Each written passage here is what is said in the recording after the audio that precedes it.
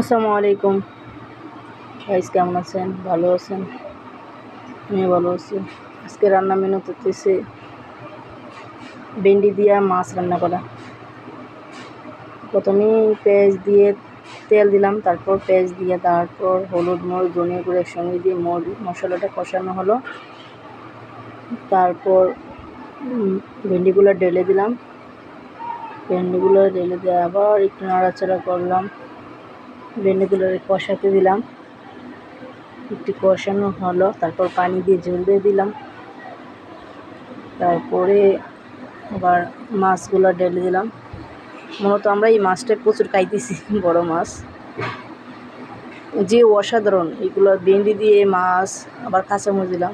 ভেন্ডি দিয়ে মাছগুলো রান্না করলে অনেক ভালো লাগে, অনেক টেস্টি। তারপর জিরার গুঁড়া দিয়ে দিলাম।